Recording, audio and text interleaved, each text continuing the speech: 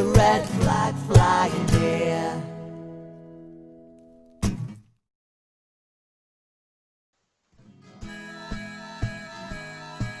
We keep the red flag flying here. And welcome everybody to yet another edition of Political Unmuted. This is the 8th edition. As we've got the show going again, you are so welcome. And welcome to the team, the team of political experts who week on week give us the benefit of their insights and their knowledge. Welcome to Samantha Townsend. Hey! Hello! Woo! Welcome to Stuart Sutherland. How are you doing? Hey! And welcome to Paul Daly. Yay! Hello. I must say, welcome to Laura Daly this Hello. week as well. Hello. It's so good to see you back. You are standing in for our guest of honour. Fabulous. Our guest of honour was Charlotte Austin, who's Yes. on the National Policy Forum, but she had an important job interview Yes. to do. Even I couldn't tell her she ought to turn up for this programme instead of doing that. No, so sadly, you lumbered with me, I'm afraid. No lumbering. It's so wonderful, sort of. And please remember the thing, you just put your hand up like that, the fingers appear over the bottom, and whoever's talking has to shut up and let you speak. Okay, good to know. There you go. Welcome. It's so good to see you. Do we know who you are? Would you just like to introduce yourself for listeners who might not know you? Oh yes, Laura Daly, campaigns coordinator for Sedgefield Constituency Labour Party. I am also the founder and co-worker with Samantha, lovely Samantha there, with the Women's Banner Group. And I suppose I should also mention that that fella there, you see that side of that side? He's my husband, and is sitting in that room over there. You were pointing at Stuart then. Sorry, Stuart. I think we mean Paul. That's Yes. Absolutely smashing. It's so lovely to see you. I hope that you become a regular. Before we can move on, we've established a kind of an extra time, haven't we? It's sort of Big Brother's little brother kind of thing after the show. Paul, would you like to, people have a chance to join us and speak with us. Paul, would you like to explain how that works? So anyone who asks a question on the show, on the Socialist Think Tank feed, so beneath the video on Socialist Think Tank, they can also, if they want to, say, can I come on and ask that question, and we'll bring that person on. And we're not looking for comments that will fluff us up. We're not looking for anything like that. We're just trying to get some audience participation. So if someone has a good question, wants to come on to the show after we finish the normal part of the show, when we have Joe Solo, we'll just send out the link to that person for the Zoom meeting and they can come on in. Spot on. So there's your chance. We're going to have a listener guest halfway through, hopefully, sort of to come on and ask us a pre-organised question, and that happens when we put out the poll, the weekly poll of listeners' questions. But sort of, if you're just listening, you're welcome to come and join us, and we just chill and have a bit chat. It's much less formal. It's not part of the proper show. And now, of course, it's time for.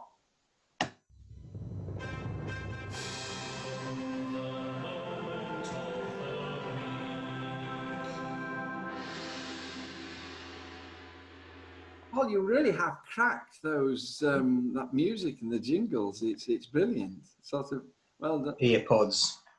It helps.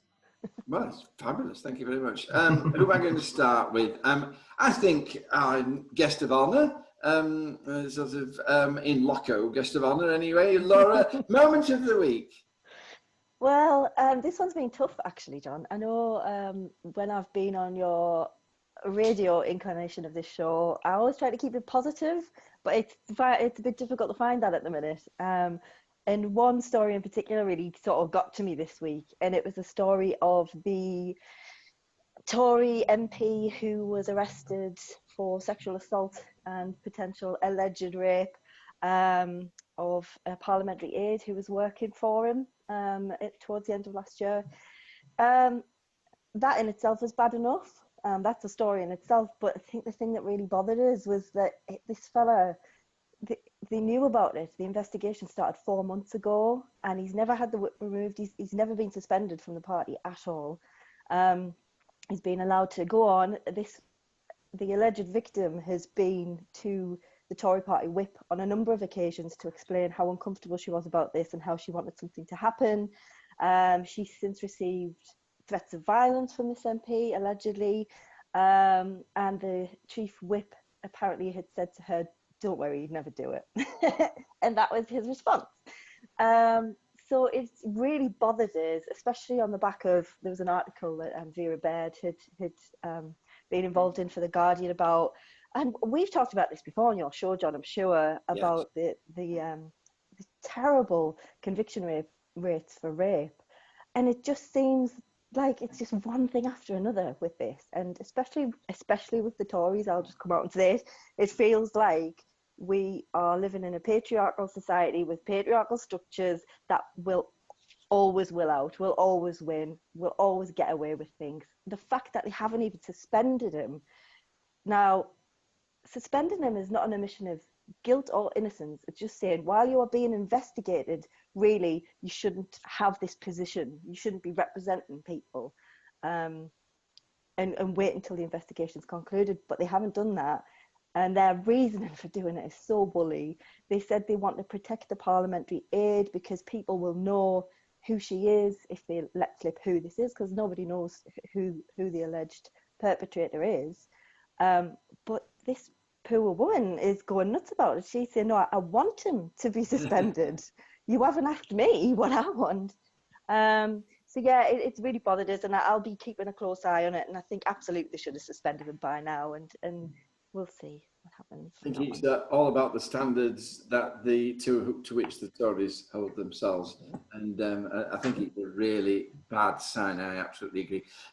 The discussion of the rape, the convictions and the prosecutions for rape are lower than ever this year, and that was one of the topics which the listeners decided they didn't want to discuss about. I know, maybe we can get them to talk about it again, because I really want to get my teeth into that one, so we'll maybe sneakily put that on the poll another time. Horrific. Stuart, moment of the week. I had a physical council meeting today. It was the most exciting thing I've done in so long, and that's why I've got my face covering on, and they give me this. Look at that. For your meeting? For my meeting. It's got my name on. So they know who I am. And that was the most brilliant military-like exercise I've seen in some time, to organise to get a physical council meeting of just 10 people in a room, and to get through some stuff that really needed sort quite quickly. And it's really made my day.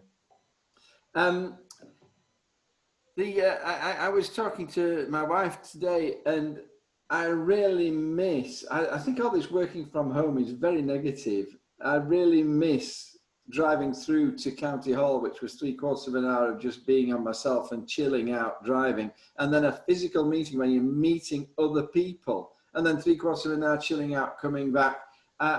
Sort of just being sat working and then going to your meeting, then coming back and being in the house.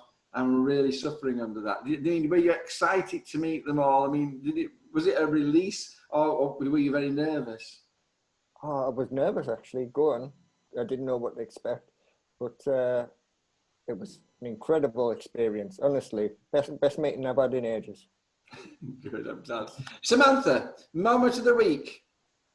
Hello, just to say, Julie is commenting on what Laura said, and she does make the point that the government were quite happy to remove the RIP from 21 MPs who didn't vote the way they wanted to on Brexit, but suddenly they're dithering about this guy who may or may not have committed priorities, Samantha, priorities. It says a lot about their priorities. Voting with the party, that's a very important thing. Raping people, that's something that's got to sweep the party. Absolutely. Allegedly. So this is allegedly. So yeah, this is the big story in the Bishop Auckland area this morning. I know. I've got to say it with a very serious spirit because this is serious news. Bishop Auckland Mayor accused of delivering coronavirus cupcakes to care home. Right, I'm going to say, obviously, I'm very distressed about people dying in care homes. For anybody who hasn't seen this before or doesn't know about my story, my grandma died in a care home with COVID-19, so it's not a laughing matter, but this is just a ridiculous case of political tit for tat that's just escalated to this strange position where the mayor of Bishop Auckland has had to submit a statement to the Northern Echo, kind of saying, yes, I did deliver cupcakes to the care home. That was kind of my job as the mayor, and we did it all in a very safe way, and it wasn't me putting these people at risk. It started with the Bishop Auckland and Cowden branch of the Labour Party being the opposition and nailing the fact that there had been a lot of care home deaths in this particular care home to Conservative government policy, which I understand not everybody agrees with that, but it's a valid point to make, especially for the Labour Party. And our MP Deanna likes to do something to shut people down, and what she does is she reshares them because she knows that she's got a very active and passionate fan base who will go and bully the people who she disagrees with, and most of the time that makes people delete what they've said. She does it on Twitter a lot. She tried to do that to the Bishop Auckland and Cowden branch of the Labour Party, and they did not delete their posts, but they did get an awful lot of negativity, including threats of violence towards our activists, which is totally not acceptable. And so we said, okay, this is government policy that's done this. She shared it on and said, this is ridiculous. They're trying to make political capital out of a humanitarian crisis. And then their supporters have said, well, and Joy Allen took cakes there, so she put them at risk too. And it's just the way things are spiraling.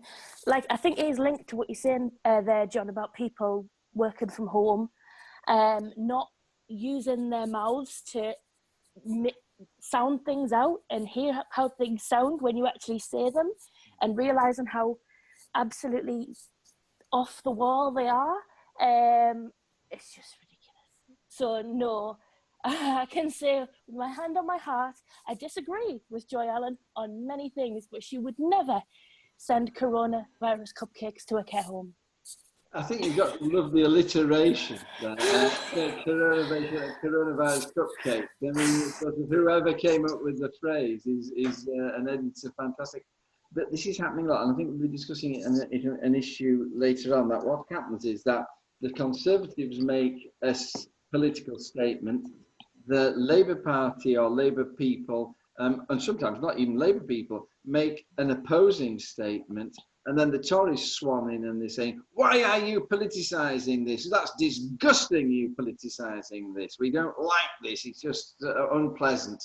And they started it in a way. And sort of, but people listen to them. But I think we'll be talking about that later. Finally, but we're running a bit late, Paul. Moment of the week. I'd firstly like to send my well wishes to all those poor people in Beirut. Awful disaster that's happened this evening. Nice. Yeah. The explosion. That's the first thing I'd like to say. My moment of the week is the propaganda that you're talking about. You know, those, I think they were called coronavirus briefings. They have worked. So a poll from YouGov says that amongst the general population, Britons would hold the public responsible for a second wave. If there were to be a second wave, 52% would blame the public of the general population, 31% would blame the government, and 11% would blame neither. Among Labour voters, it would be 28% would blame the public, 61% would blame the government, and amongst Conservative voters, 75% will blame the government, and 7% will blame sorry, 75% will blame the public and 7% will blame the government.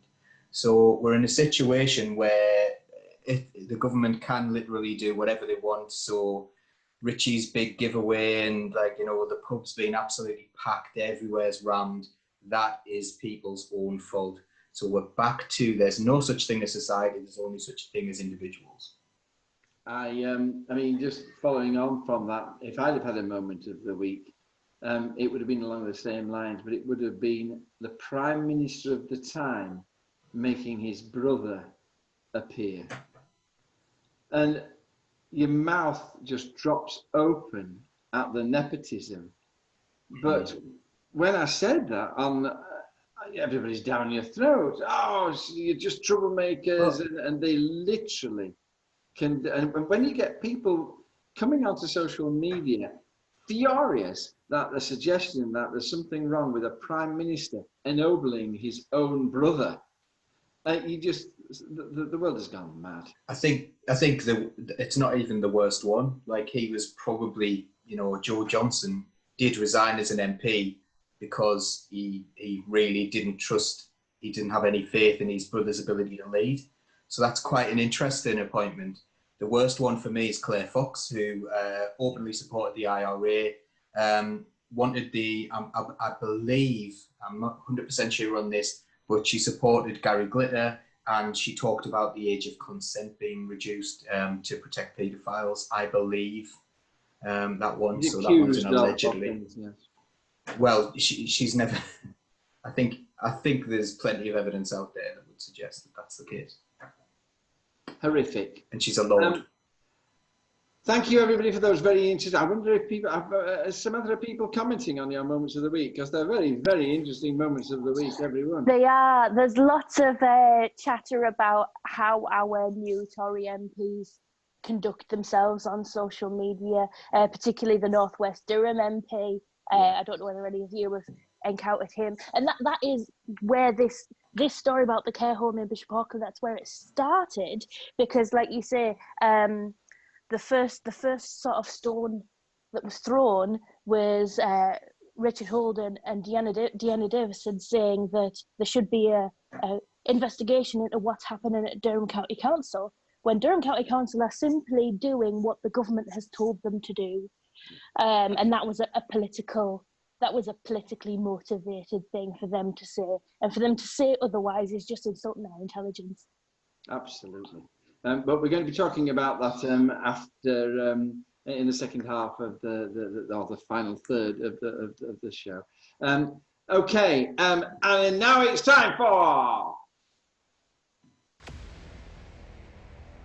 Now it's time for the big story.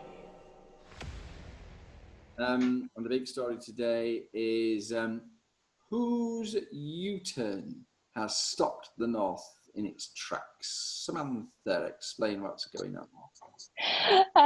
So this is about the northern lockdowns. It was a brilliant moment, actually. I was watching the news, which I don't get to do very often because I don't want to expose the kids to it, and basically I've got to wrestle the TV off them if I do want to watch the news. So I was watching the news. Alex had just put the kids to bed, and he came downstairs, and all he heard was that Matt Hancock is imposing a northern lockdown, and he looked at me. He's like, "Oh no!" I'm like, "No, don't worry. It's not the real North. It's not us." And that's what, the start of the confusion. Just from that one sentence, already people are confused. Where is the North? Not that North. And there was confusion more about where the boundaries were around West Yorkshire, wherever else it was, whereabouts in Manchester, because obviously Manchester is a huge area. And that's the crux of it, is the confusion and the lack of support for the businesses that are affected. It's just and it's got everybody else who runs a business everywhere else in the country trying to work out, all right, what do we do now? So I've got a business based in Newcastle, and for the last week we've been trying to work out how we spread our assets around the northeast so that we can still operate if Newcastle gets locked down, because we can't assume other local lockdowns will operate the same as the one that's just happened, because the one that's just happened is different from the other one that happened before. So you've got to plan for the worst, and that's one of the things that's kind of killing business nationally, is the uncertainty, the inability to plan for things. And I absolutely understand that you've got to move when you've got to move, and we're in very uncertain times.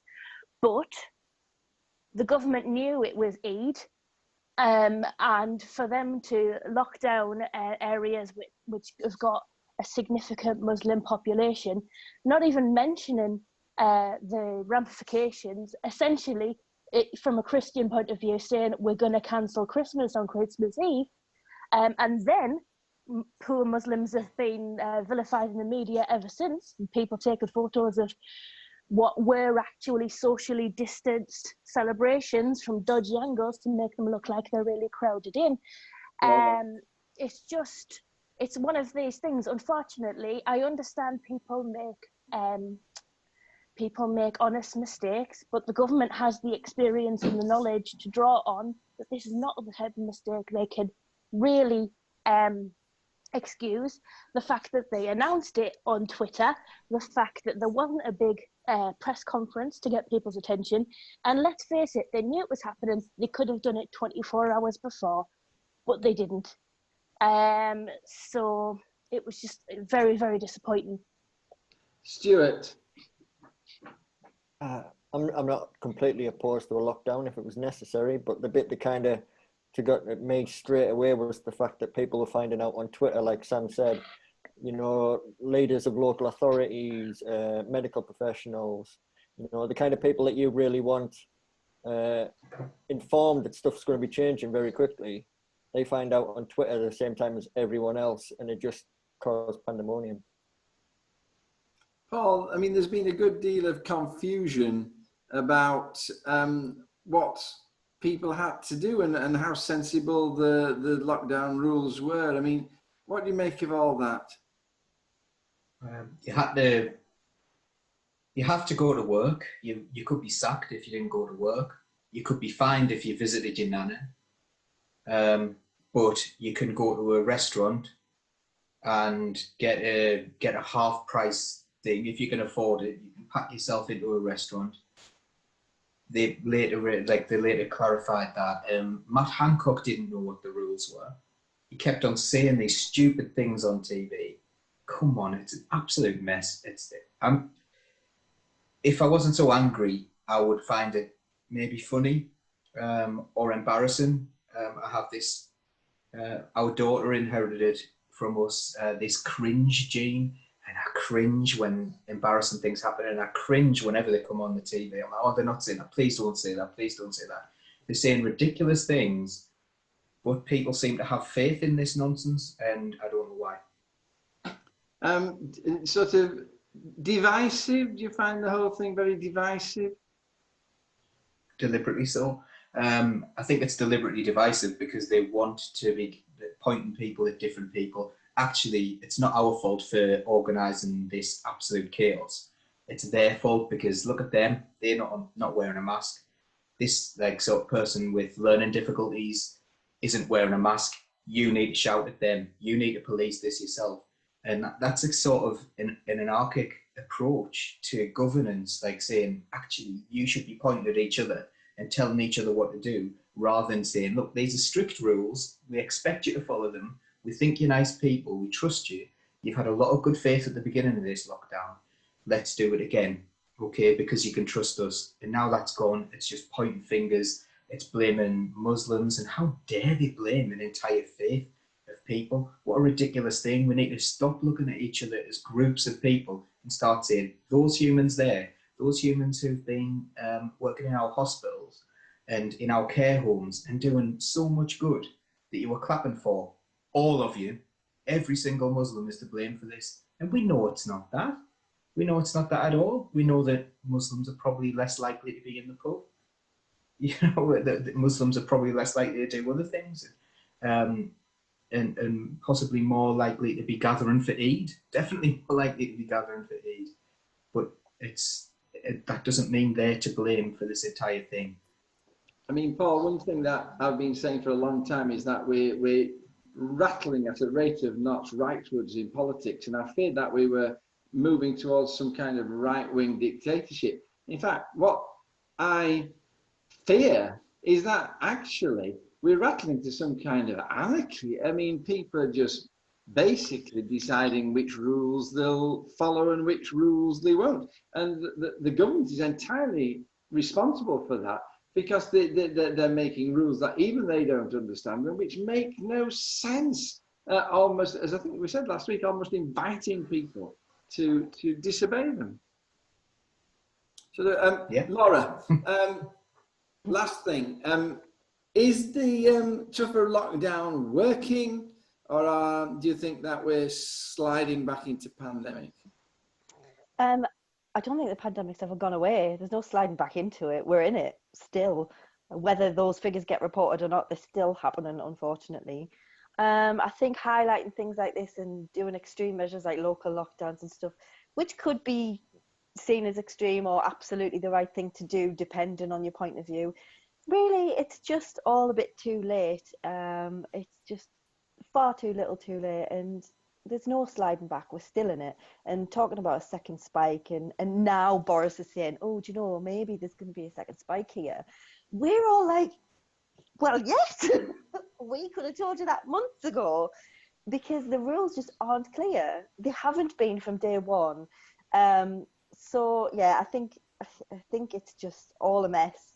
And as I say, the pandemic has never gone away, so there's no sliding back into it. We're just going further into it in a different way, with different words to follow. Does anybody know how we're doing in the northeast? I mean, is the R rate rising in the northeast, or are we escaping? I'm not sure about the northeast, but I was looking into this last week. Actually, I was at the weekend.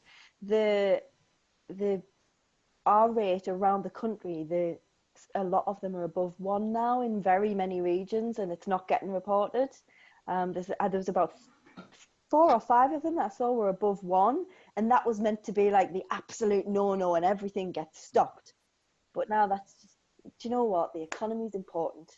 Let's go and eat out and all be happy and just forget about that silly virus. The joke was on social media, wasn't it? That sort of the new rule for Manchester and West Yorkshire and Lancashire is if it's got a till, you can go there. Well, exactly. If it hasn't, you'll be fine.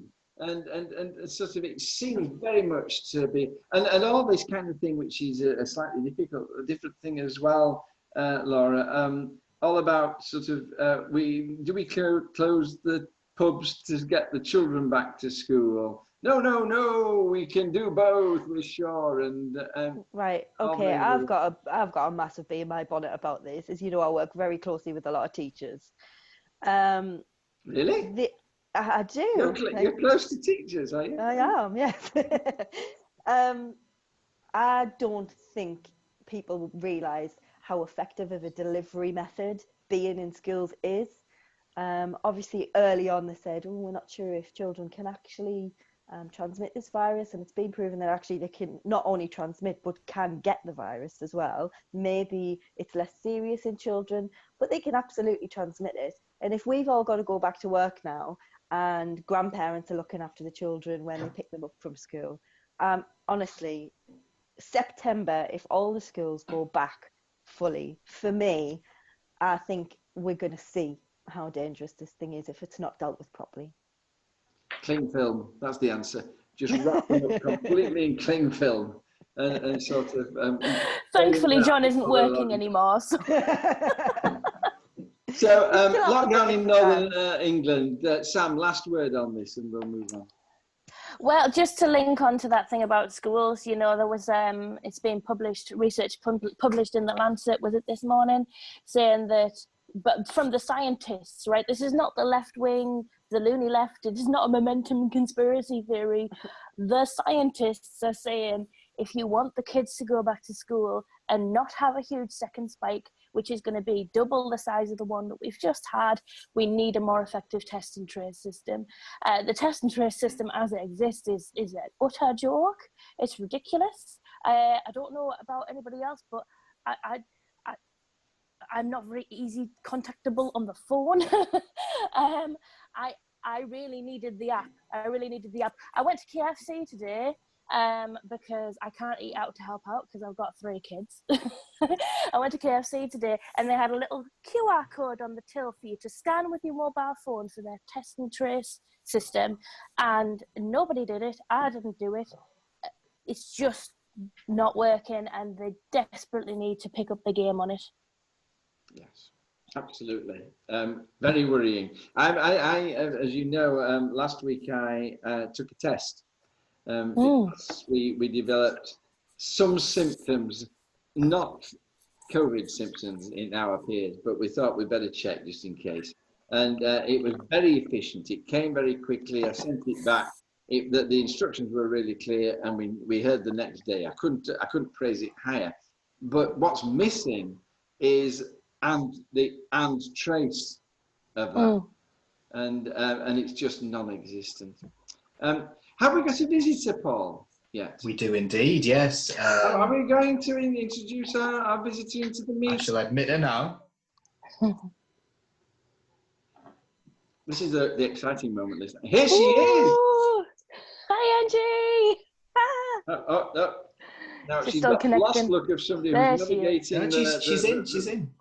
Here she is. Yes. Have you got your microphone working, Angela? I think so. Oh, Yes, that's we great. We can hear you. Absolutely fantastic. Welcome to Political Unmuted. It's so good to see you. And you are our second listener guest.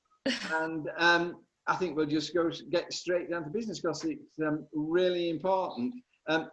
Just the rules, Angela. Don't forget, if somebody's talking and you want to say something, we hope you're going to say a lot. Just put your fingers up above, the bottom of the screen like that. You can see on the screen whether they're there or not, and the person who's talking will just shut up and you can say what you like. Okay? But you have a question. If you like to ask the question, that would be really cool.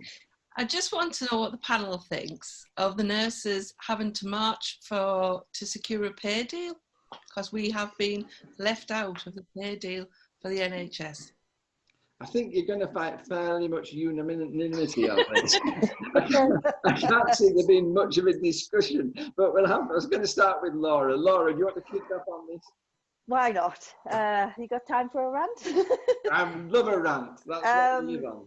I mean, it's just pathetic, isn't it? It's pathetic. How dare you stand outside every Thursday night clapping something and then not giving it its due. And actually, it's not just about a pay rise now. They were never getting paid enough anyway. They should have been. This whole crisis has shown something really, really important that I hope people don't forget, and that's the most important jobs we've got in this entire country are the least paid, and always have been. The people who get paid the most, no one even knows what their jobs are. No one has a clue. You've got billionaires who push buttons to send money into different places, and they're all fine and they've got loads of money. You've got nurses Can I just struggling. interrupt you there for 2 seconds? Because Yes. with respect, the billionaires do not press any buttons at all. Well- They have very clever people who push their buttons for them. All Well, the yes. billionaires do is sit there and get other people to make money for them. Yeah, I well, mean, you're absolutely right. So, utterly leeches on society. it's disgusting. It's disgusting that we live in a world where people who save other people's lives are treated in such a disrespectful way. And, you know, you can go, well, money's not everything. It bloody well is. It really is. When you've got nurses having to do 2 jobs or use food banks. No, they shouldn't be out marching, is the top and bottom of it. You shouldn't have to be going out on Saturday. I absolutely love the solidarity and the fact that you can all come together and do that. I'm a massive advocate for that. I love a good rally. But no, there's no need for it. There shouldn't be a need for it. You should just have been paid for years and years exactly what you deserve, in my opinion. And I think in probably most people's opinion. So why is it not happening? I don't know. But yeah. Stuart, I mean, sort of, why has the government done this? I mean, we were organised, Laura said it, we were organised to clap the nurses Thursday after Thursday after Thursday. And then basically the nurses are the only people that virtually they didn't give a pay rise to. I honestly think it's just cruelty. Like there's an actual, ha ha ha, you've missed out thing going on in the background where somebody's taken actual pleasure in denying what is essentially a sub-inflation level pay rise.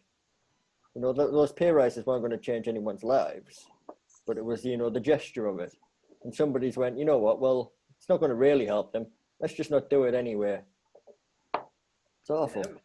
I mean, something, Angela, do you think it was directed punishment, or is it just incompetence or lack of empathy? I mean, why do you think the government's behaved in this way? Well, to be honest, from 2010, with a lot of experienced nurses, and not just qualified nurses, by the way, are about 20% down on their pay because they haven't had a pay rise. And so in real terms, a lot of them are 20% worse off.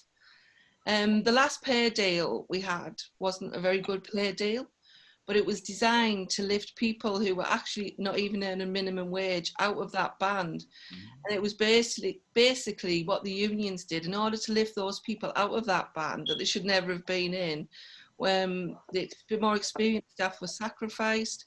And as a consequence, sort of 10 years down the line, I've got nurses having to work extra bank shifts just to make ends meet, which isn't paid at an overtime rate or anything. In fact, a lot of them are on a lot less when they do a bank shift, but it's just so they can support their families. So it's been quite good because they filled the sort of nursing vacancy shifts by pushing us into this weird pay trap where we've got to work extra just to keep up. So I think nurses have always been seen as a pushover, because people generally, nurses won't come out and strike. It's against our moral code to really strike, and when we have taken industrial action in the past, it's been very carefully organised between the two unions so the services didn't suffer. And I was there at 88 when we did strike. I was only a student nurse and I was giving cups of tea out on the picket line to the nurses who were out. But even then, it was very carefully organised so the patients didn't suffer. So yes, we are a pushover. But I think there is so much anger this time. And I've got nurses who have no interest in politics who are going to attend the march on Saturday because they've had enough. They just have had enough. I mean, from the front line with basically no protection, and then they do this to us. I don't know. It's not in our nature to really do this, but I think there's that much anger now, and I think that it's got to stop. And I think we've reached the saturation point of goodwill, if I'm honest. So I feel the nurses now feel they've got nowhere else to turn but to actually march.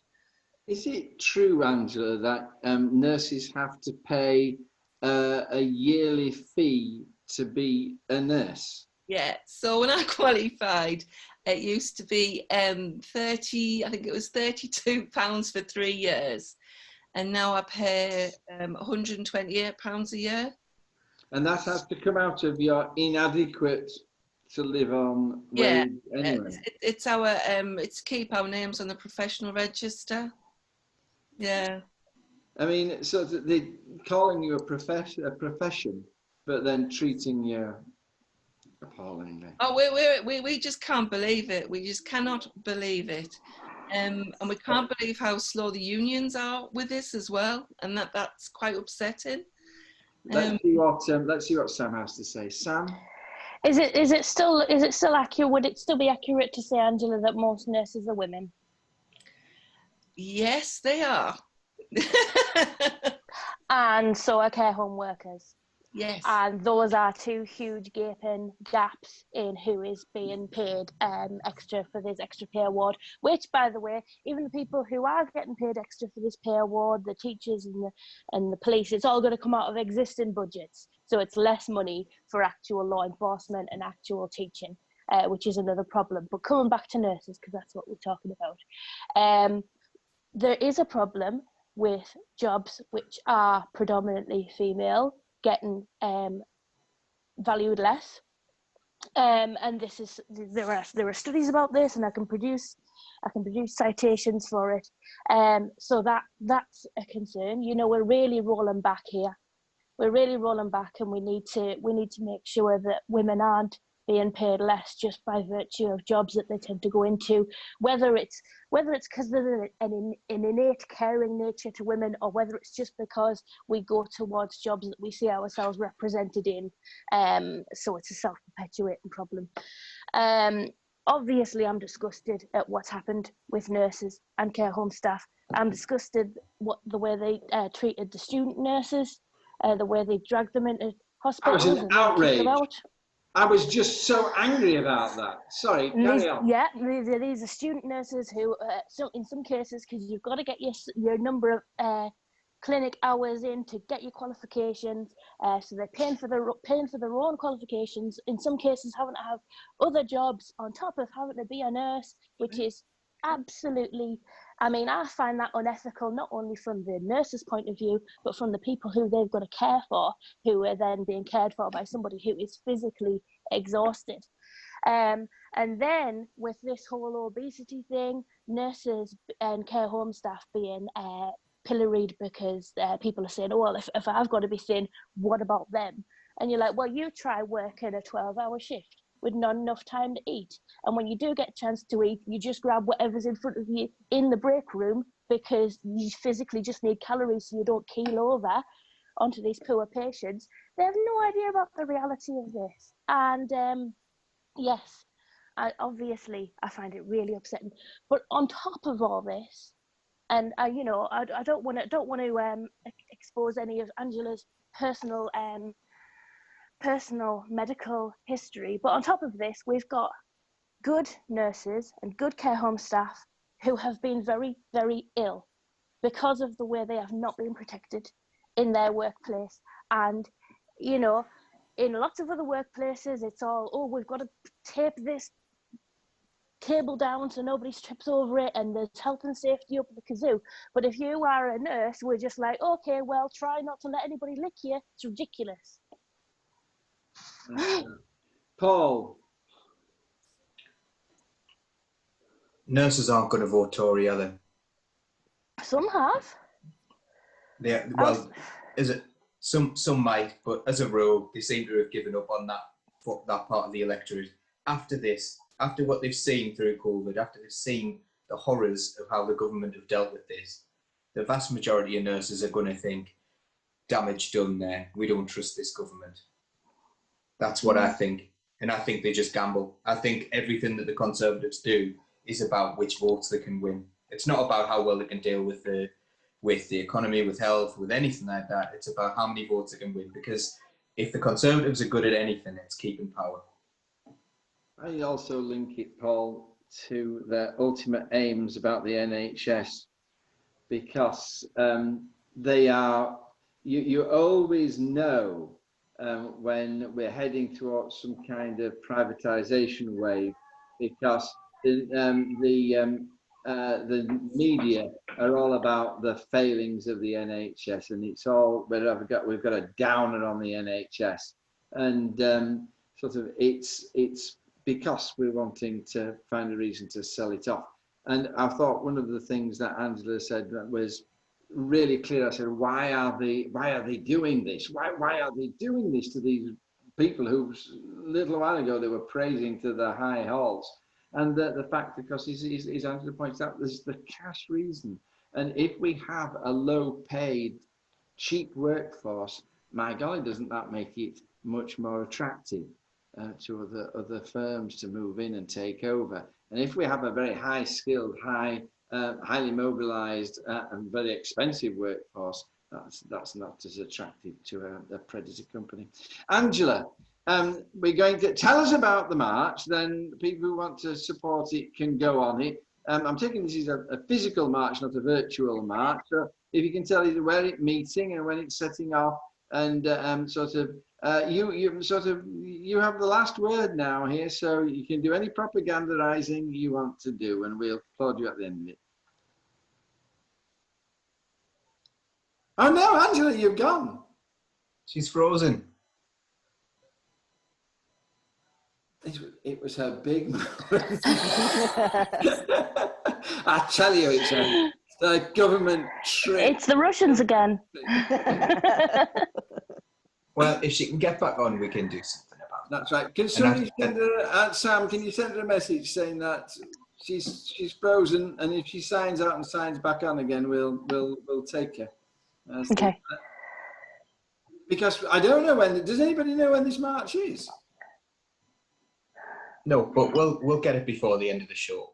She's gone, but when she comes back in, we'll get her back towards the end of the show. Maybe bring her in at the first part of the chill out room to tell. Oh no, she's back. Hey! Yeah. Angela, hello. Sorry, my broadband's rubbish. I know. We got very upset there. So what I said was, this is your bit now. Where are you marching from and to, and when are you marching? Can people join you? Just give the big spiel and sell your cause. Right, so we're marching in Newcastle on the 8th. At 11 o'clock, we meet at the RVI. You've got to wear a face mask, and it will be a very socially distanced march. So the nurses will have their arms out by their sides, so nobody will come near them.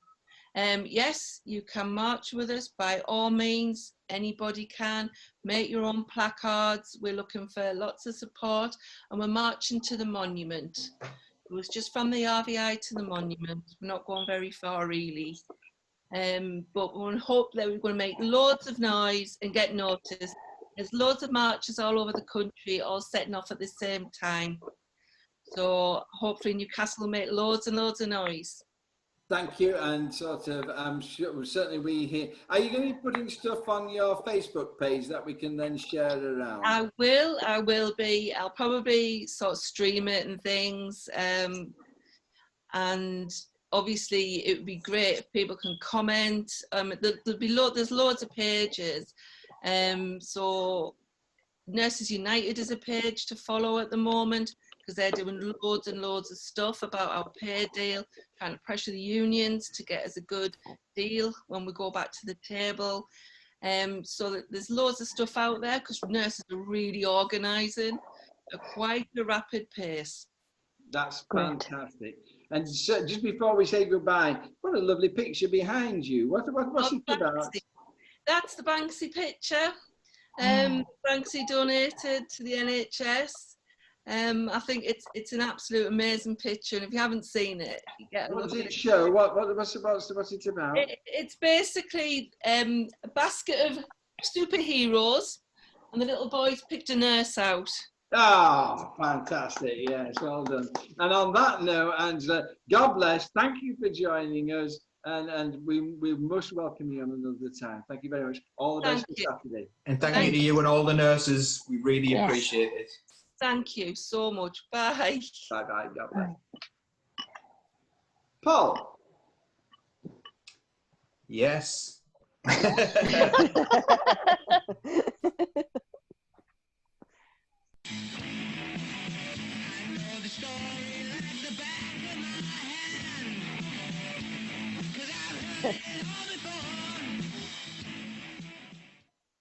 Brilliant drumming. Brilliant. Absolutely. We are short of time on both these. Paul, talk to me about the sort of who was sent home to spread death. People, our most vulnerable people, the people who live in care homes, people with maybe learning difficulties, people with dementia. You know, basically this is about the Panorama documentary and all the things that chronicled. Laura and I watched it yesterday. I've still not calmed down. I can't put into words how bad the situation was and how stark the reality is of these brilliant people working in care homes for very little pay, possibly even having to use food banks to keep themselves going. People who've come from other countries, so immigrants. These people have been so vilified in the media, who cared so much for those people, who were given absolutely no guidance. We see locally that people are attacking Durham County Council for their response to the coronavirus crisis. If it's Durham County Council's fault, then why did it happen everywhere? Why has it happened in every area of this country? 22,000 people living in care homes have died. 22,000 people living in care homes died of the coronavirus, and they did know, and they keep on backtracking. They knew that it was transmissible without symptoms. They've known everything, and all they ever do is make up excuses about why it's not their fault. And Matt Hancock's responses to that have, I'm furious and I'm upset about it, and my heart goes out to all those people who work in care homes and all those people who had relatives in care homes, because those people were trying to do the best. And all I've seen from the likes of Matt Hancock and others have been excuses. Oh, we did do it right. We did do it right. I would admire them. I don't admire them at all, but I would have a lot more respect for them if they came out and said, we've made a massive mistake here, and you know what, we're really sorry. We're sorry for your loss. But instead it's all like, oh, it wasn't me, it wasn't me, it wasn't me. Childish games, they're pathetic. I mean, any idiot could have seen what was going to happen. This was the time then they were telling us that we mustn't sit in a room with a person and breathe on each other for more than 20 minutes, else you'd get it. And they were putting people they knew back, had the disease. They knew they had it, and they were just sending them back into care homes, and they were instructing councils to insist that that happened to get the money. Samantha. Oh, yeah, I thought you were going to ask me a specific question. Yeah, I mean, everything that Paul said, I watched it, and yeah, I found it really upsetting, and made me really angry. And one of the things that really struck me was there was this small, lovely care home, which cost a lot of money, but the guy was obviously doing it for all the right reasons. He clearly cared very deeply about the people who were in that home, and he like basically begged the local hospital not to send somebody in with COVID, who was waiting for results of a COVID test, and they would let him. And it not only did it spread through their care home, he said, we usually lose 3 residents a year, and we've lost 9 in 3 months or something like that. But because it was a small care home, that also meant that it would potentially totally wreck the business and made it unviable. So the ones that had survived could be made homeless and moved to another care home.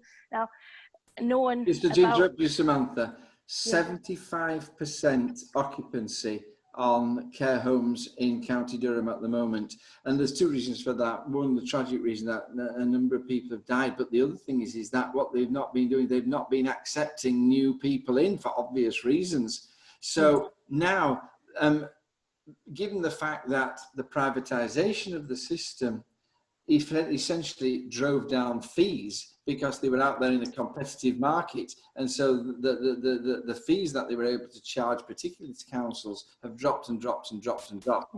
So they're working very close to the margins anyway. Now down at 75%. We're not just talking about 1 or 2 care homes worried about going under. We're talking about mass failure across the system, and it is a huge, huge problem. So, and Anne's commenting saying that not all care homes are like them, and don't, care homes get paid to look after these people. Yeah, I appreciate that not all care homes are like the ones on that documentary. It took huge bravery for them to allow the BBC in. That wouldn't happen in most places.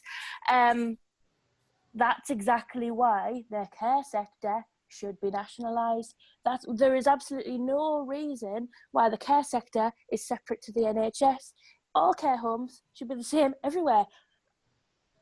That's the argument. And the idea that there are swathes of care homes that might go out of business because of that just proves they should never have been a business in the first place. One of the big problems that small care homes have had is this internal market, the fact that bigger care homes have had more buying power to get the PPE in. Bigger care homes were able to get that quite quickly. The smaller care homes found it quite difficult, and that shouldn't be the case at all. So the argument that, yes, these care homes are different to a lot of care homes that are out there just plays into my argument that the NHS should include care. Thank you. Last question. We are almost time. Paul, I hope you don't mind us overrunning by a few minutes, because I think we should, because I think this needs to be heard. I think this needs to be addressed. I think the last question here is quite important. Stuart, who is waging a war of words? Do you notice the alliteration there? No, it's not just the Tories who can do the alliteration with the coronavirus cupcakes. We're waging a war of words. Is it us, as in the Labour Party, Sedgefield CLP and company, and the local MP, Paul Howell? Good. Do you want to comment on it? I'd try to, but he blocked me, didn't he? No, there's a discussion going on about the reasons why people are being blocked on Paul Howell's social media accounts. Just from a standpoint, it isn't just Labour Party members or activists. There's no rhyme or reason for a lot of the blockings. And it's quite troubling in a way. I can understand people being blocked for abuse or threats of violence or things along those lines. But when somebody hasn't had a single interaction with their MP on Facebook getting blocked, then it sort of brings up questions. There's so much. But Stuart, is it not fair? I mean, this is the MP's blog, the MP's Facebook social media case. I mean, isn't that an argument that if he wants to block someone, it's his page? He doesn't have to listen to them, does he? He doesn't. He doesn't have to listen to anybody, apparently. I mean, it's fair dues if you were actually trolling somebody. Blocking's not an issue with me. When it's just a general, member of the public, a constituent asking a question and then getting blocked because it was a difficult question, then that's something different. And that really kind of hits home at the idea of silencing people or, covering up what's being asked or questioned. Paul? Some were blocked before they had any interaction with the MP. So that was what our war of words was over. And we all know the history of this show. This show was sort of run off air on a radio station, which I won't mention because the other DJs got a lot of grief because of this show by right-wing trolls. A couple of us were moderators, maybe three. I think three of us were moderators on that show, and we knew every single complaint that came in was from the right, and every single thing that came on there was from every single aggressive post on there was from the right. So they were complaining about left-wing posts, but then putting horrible things on and then complaining when they were blocked. And Paul Howell was a moderator as well, and he was in complete agreement with us. But then he was saying, well, maybe we shouldn't be blocking them and what have you. He's all over the place with this. He calls people disingenuous. He's called me disingenuous on so many occasions. Does he know how insulting that is? He's calling me a liar. He's calling me a liar on his MP page. Paul Howell, MP for Sedgefield, calls Paul Daly a liar. Those who know me, I'm sometimes wrong. I don't lie. I think people believe that of me. I think people believe that I'm truthful. And I think that's really, really wrong for an MP to be going around and abusing his constituents. And you know, I find his behaviour on there absolutely absurd. Most of the time, people were just blocked for quoting him. They quoted him back to him, and I think that was why Stuart was blocked. Yes. Because he quoted a section of a video that he'd done underneath the video. It's like someone quoting us underneath here, saying, "Oh, I don't like that Paul just said that," you know, and I didn't do that. You're being disingenuous. It's Laura, ridiculous. I think that, I mean, he got hammered in the newspaper this week for being lobby fodder. Did you read that news? I saw a little bit of it, yeah. I mean, is it fair to criticise a Tory MP for obeying the Tory whip? I don't really think anybody's criticising him. I think they're highlighting what's happening. Just like all the people, not all the people, you know, it's fine to block people if they're being genuinely horrible to you. But no one I saw was doing that. And like Paul just said, people were just repeating things he'd already said. So I think criticising is maybe a strong word for it. I'm really, really trying hard, but I'm just going to say it. Maybe he's not lobby fodder. Maybe he's a whipping boy. He seems to be very happy to go against what he said, to just go with his party's line and toe the line. And if that's what he needs to do to keep his seat, fine. I wish he'd be honest about it. And I wish they'd stop making lies up about why they've done this, that and the other. Well, we always said we were going to do that. And then I saw his response for saying, well, you know, in 4 years' time, there'll be an election. And if I haven't done all the things I said I was going to do, then you can question me. No, it's your role to be questioned. You are our representative in Westminster. You don't lead us. You are our voice. And if you're not listening to the people, you're not giving our voice over. So I don't think it's criticism. I think it's highlighting facts. Personally. Sam, as an outsider, yeah, because he's not your MP at all. He's but not. You have very much the same thing going on in Bishop Auckland. I mean, it's about accountability, isn't it? I mean, where do you stand on accountability? Is it just at election time? No, I think it's part, you know, as a local councillor, and as anybody who is here who understands what it's like to be a councillor, it's really frustrating when you have got like the Nolan principles of public life drilled into the back of your brain, and then you see somebody who has been elevated to the position of MP, they just throw it out the window. You know, the Nolan principles of public life, by the way, Google them, and it's all about accountability and transparency and being honest.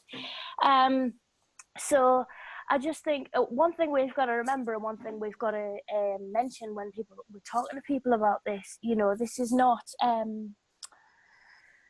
we get it with Diana, isn't she so nice? Well, yes, she may be, but if she's going to vote for horrible things when it's her job to vote for things to make our country better, then that's what we've got to judge her on, and that's what we've got to judge Paul Howell on. And the other side to it is, you know, this is not one single person who is rushing off to do votes and trying to answer casework and trying to keep on top of a social media page.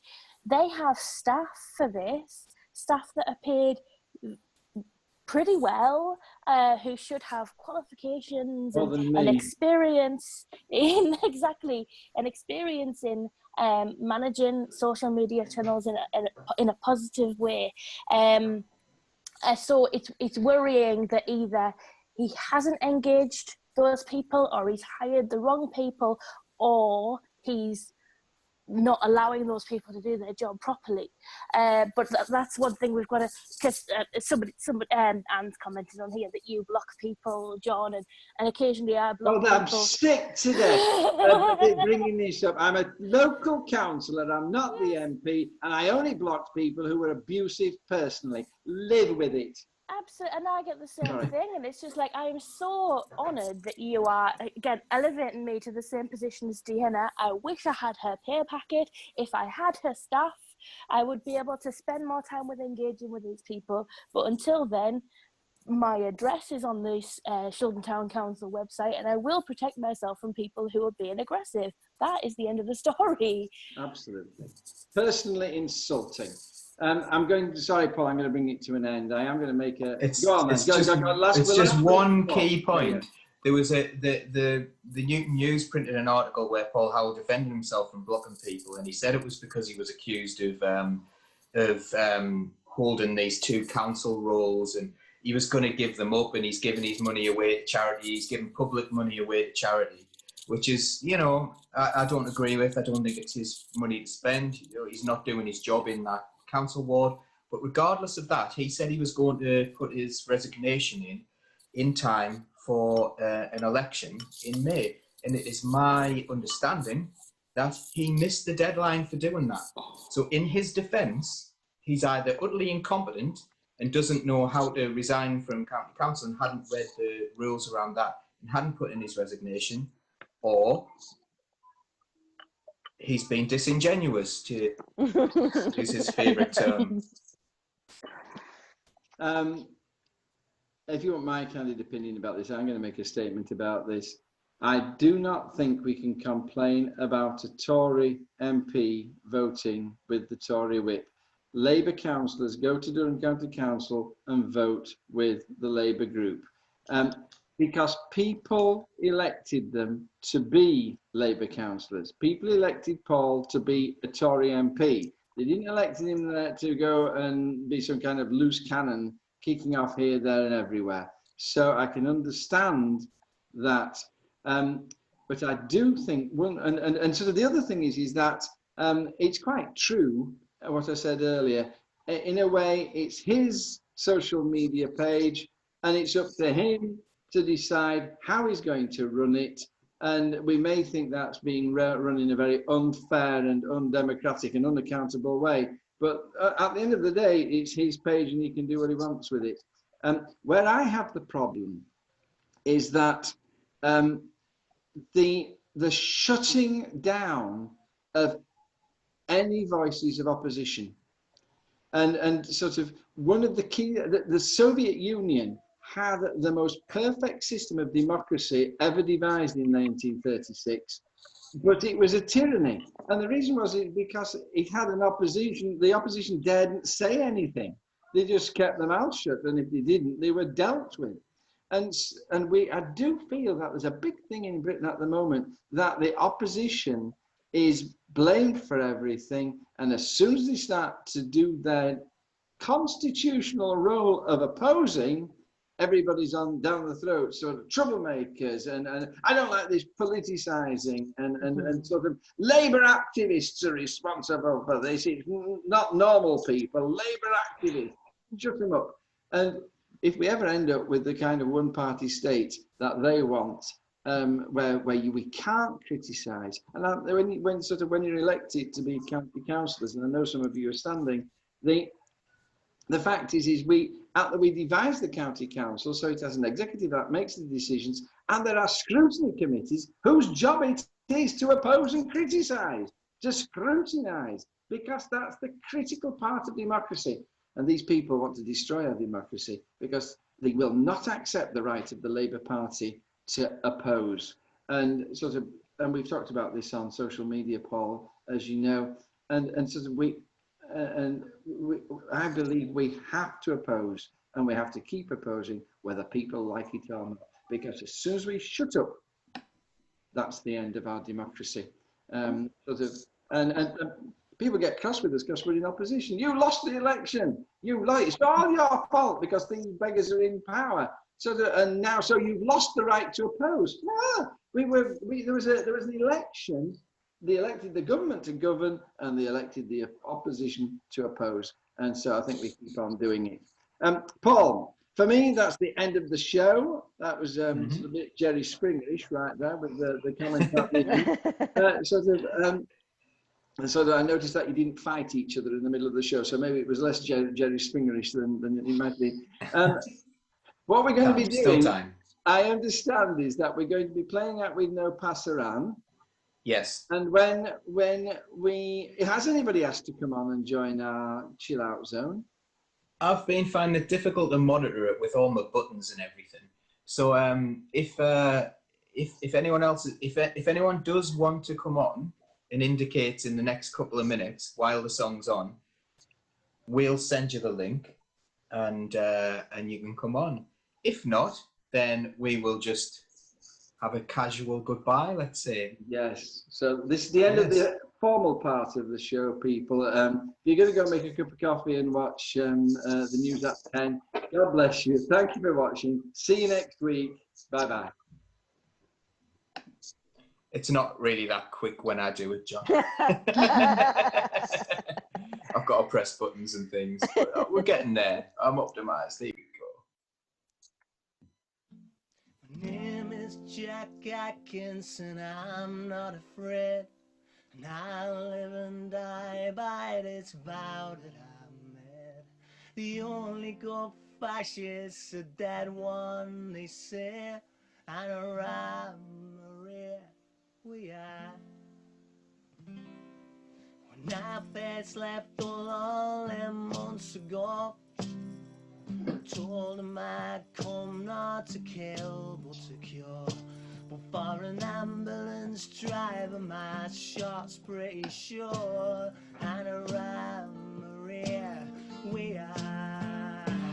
There'll be no Basuran, no Basuran, no Basuran today.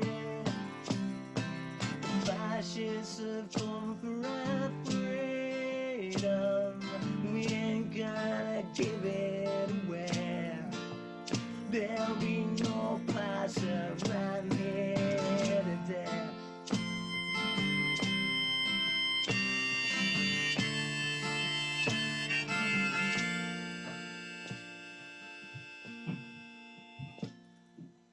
I told my mother now, mother be strong, for the left way is right and the right way is wrong.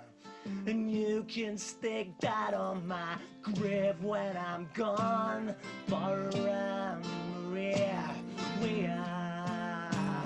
There'll be no Basuran, no Basuran, no Basuran today. The fascists have come for our freedom, we ain't gonna give it away.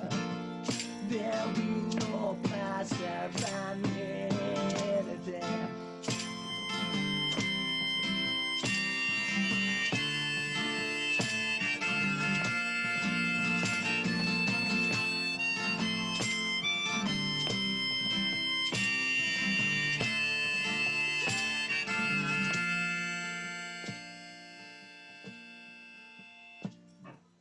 Cast may be cast, and the cast may be cast, but you armies of darkness, you best do your worst. 'Cause to win, yeah, well, you gotta get past those first. And around Maria we are. There'll be no pass around, no pass around, no pass around today. The fascists have come for our freedom, we ain't gonna give it away. There'll be no pass around here, no pass around, no pass around, no pass around today. No pass around, no pass around, no pass around today. No pass around. We'll keep the red flag flying here.